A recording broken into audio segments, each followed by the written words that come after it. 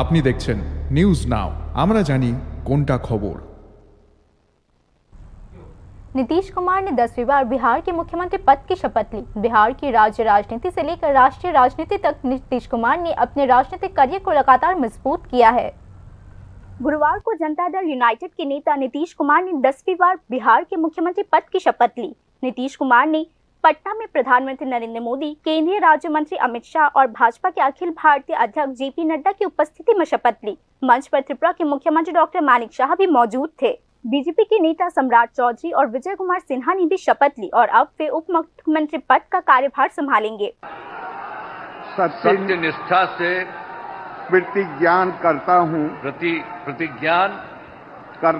हूँ कि मैं विधि द्वारा स्थापित भारत के संविधान के प्रति सच्ची श्रद्धा और निष्ठा रखूंगा।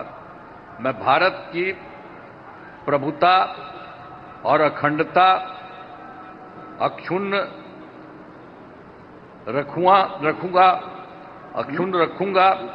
मैं बिहार राज्य के मुख्यमंत्री के रूप में मैं अपने कर्तव्यों का श्रद्धापूर्वक और शुद्ध अंतःकरण से निर्वहन करूंगा तथा मैं भय या पक्षपात, अनुराग या द्वेष के बिना सभी सरकार के लोगों के प्रति संविधान और विधि के अनुसार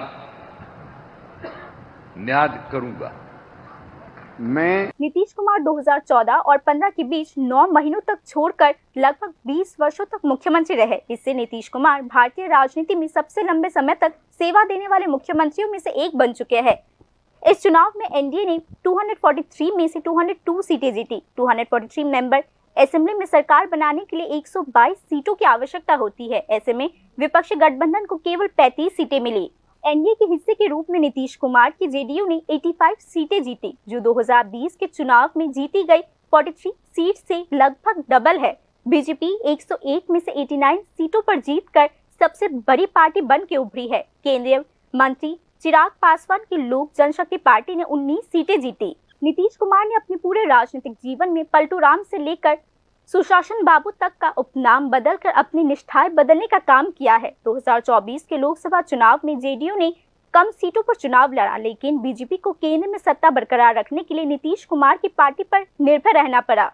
अपने समकालीन लालू प्रसाद यादव और रामविलास पासवान के विपरीत उन्हें शुरुआत में चुनावी सफलता नहीं मिली। लगातार 3 हार के बाद नीतीश कुमार ने 1985 में हरनौत से अपनी पहली विधानसभा सीट जीती और 1989 में 12 लोकसभा सीट जीतकर संसद में प्रवेश किया। चारा घोटाले के बाद लालू प्रसाद अपनी पत्नी रबड़ी देवी के माध्यम से बिहार में शासन करते रहे, जबकि नीतीश कुमार ने चुपचाप अपना राजनीतिक आधार बनाया।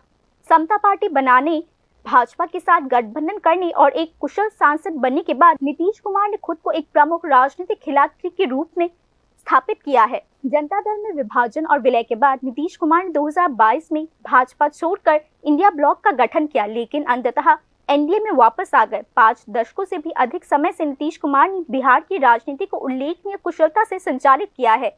शासन को राजनीतिक गठबंधन के साथ जोड़कर नीतीश कुमार न केवल बिहार में बल्कि राष्ट्रीय राजनीति में भी लगातार मजबूत होते जा रहे हैं। Bureau report, news now.